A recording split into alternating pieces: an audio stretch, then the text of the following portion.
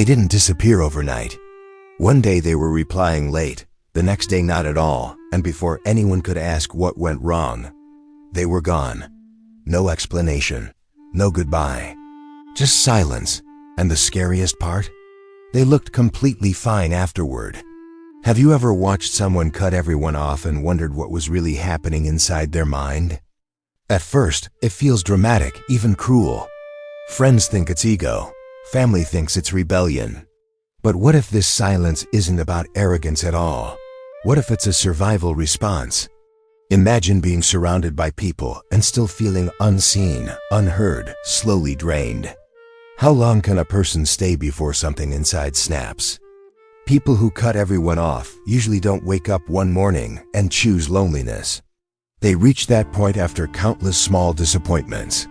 Being the one who always understands, always forgives, always compromises. Over time, that role becomes heavy. And one silent question keeps repeating in their mind. Who is there for me? How many times can that question go unanswered before someone walks away? There's often a moment that changes everything. Not a big fight, not a loud argument, but something painfully small. A message left unread, a joke that crossed the line, support that never came when it mattered most. That's when they stop explaining themselves. Because explaining didn't work before, did it? Cutting people off gives them a strange sense of control. When life feels chaotic, silence feels powerful. No expectations, no disappointments, no emotional debt. But here's the twist, this control is also a shield.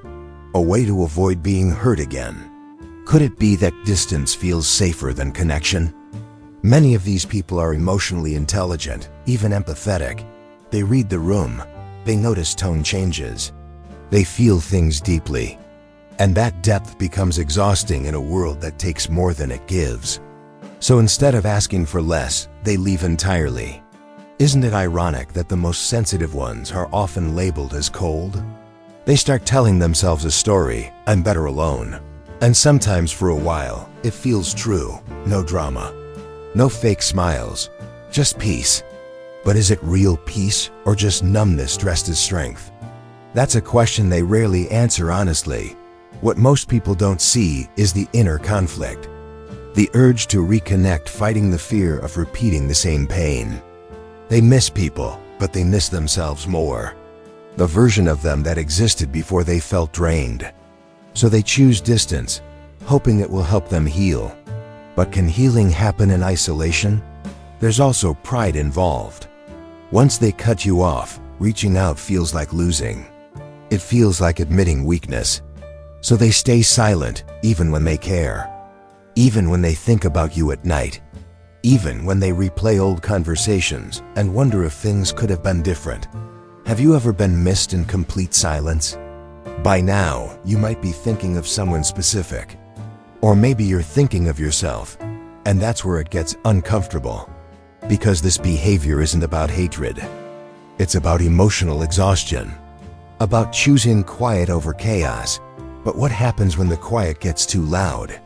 In the next part, we'll go deeper into what this silence does to them over time. Why cutting everyone off doesn't always bring peace. And what's really hiding behind that I don't need anyone mindset. And trust me, the truth is far more complex than it looks. At first, the silence feels like relief. Mornings without notifications, nights without emotional weight. They tell themselves this is freedom, but slowly something shifts. The quiet that once felt peaceful starts asking questions. And those questions are harder to ignore when there's no one left to distract you. Have you ever noticed how silence eventually forces honesty? People who cut everyone off often convince themselves they're self-sufficient, strong, unbothered. But deep down, humans are wired for connection. No matter how independent someone is, complete isolation starts to feel heavy.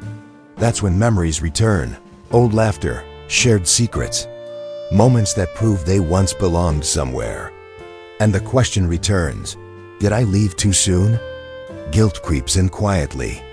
Not loud enough to cause action, but strong enough to cause restlessness.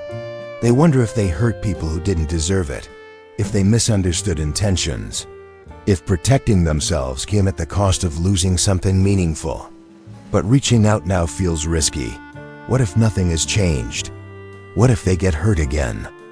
Another hidden layer is fear. Fear of being vulnerable again.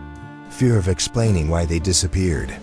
Fear of being asked questions they don't know how to answer. So they choose distance, not because they don't care, but because caring feels dangerous. Isn't it strange how protection and loneliness can look the same? Over time, this pattern can become a habit. Whenever things get uncomfortable, they withdraw. Instead of communicating, they vanish. It feels easier than confronting emotions. But avoidance has a price. Emotional walls that once protected them slowly turn into prisons. And the longer they stay inside, the harder it becomes to let anyone in. Yet, not all distance is unhealthy. Sometimes cutting people off is necessary. Toxic environments, repeated disrespect, emotional manipulation. Walking away can be an act of self-respect. The problem begins when the cut becomes automatic, when everyone is treated as a threat. That's when healing turns into hiding. Can you see the difference? The truth is, people who cut everyone off are often fighting battles no one sees. They are tired of explaining, tired of hoping, tired of being disappointed. Their silence is a language. It says, "I needed you, and you weren't there." But silence is also misunderstood. And misunderstandings create permanent gaps. Here is the part most people want to admit. Many of them want someone to notice, to care enough to knock on the door they closed. Not to force their way in, but to show patience, consistency, understanding. But they'll never say this out loud. Because wanting connection feels like weakness after choosing isolation. Have you ever wanted to be found without asking? Healing for them doesn't start with reconnecting to everyone. It starts with reconnecting to themselves, understanding why they left, what hurt them, what they truly need. Only then can they decide who deserves access again. Because cutting everyone off isn't strength or weakness, it's a response. And responses can change. If you're watching this and thinking of someone who disappeared, maybe this story isn't as simple as you thought.